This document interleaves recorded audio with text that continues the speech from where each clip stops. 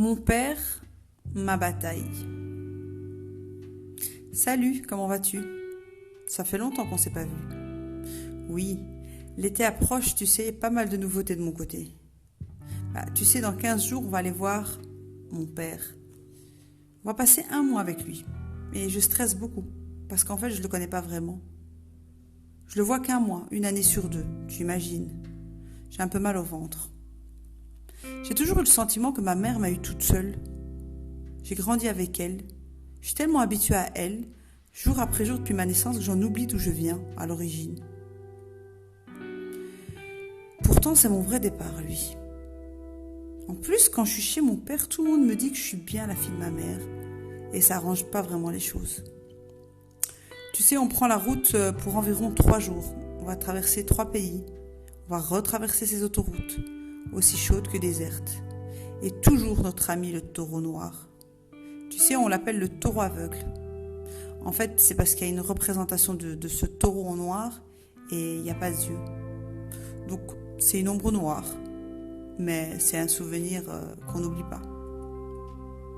Tu sais, en plus, pour pas arranger les choses, ma mère, elle me parle jamais de mon père. Comme s'ils se connaissaient pas.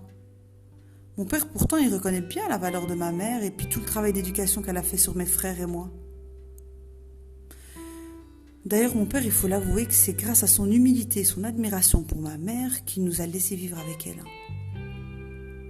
J'ai honte, parce que j'ai pas vraiment envie de mieux connaître mon père. Je me sens si différente de lui que je me suis jamais vraiment posé la question si on avait des choses en commun. Je me dis chaque fois, allez, courage, tu vas le voir un mois, une année sur deux, c'est pas beaucoup, tu peux tenir le coup. Puis je me rassure en me disant que je vais jamais aller vivre chez lui de toute façon. S'il nous a laissé partir vivre chez ma mère, c'est que c'est mieux comme ça. Alors pourquoi ça changerait un jour? Tu sais, on parle même pas la même langue. J'ai souvent l'impression d'être une extraterrestre. Je parle alors presque pas et j'ose même pas demander ce que je veux quand je suis là-bas. Je maigris à vue d'œil, c'est incroyable. Et avec les cousins que je rencontre sur place, c'est pas mieux. Chacun parle sa langue maternelle, donc les jeux avec eux, c'est limite le langage des signes, à mourir de rire.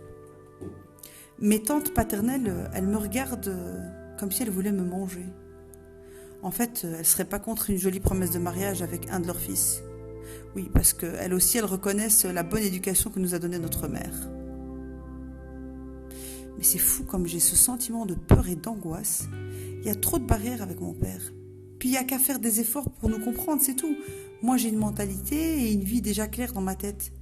Puis malgré le temps passé ensemble, finalement, je le connais pas mieux le dernier jour que le premier jour de mon arrivée.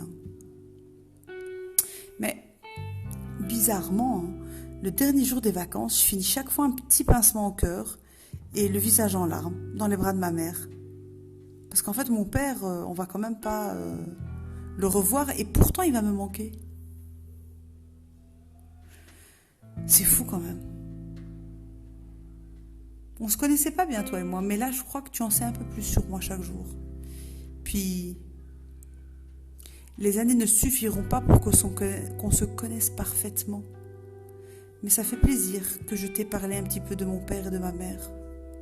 Mais en fait, je t'ai pas dit comment il s'appelait. Ma mère, en fait, c'est l'Europe. Et mon père, c'est le Maroc.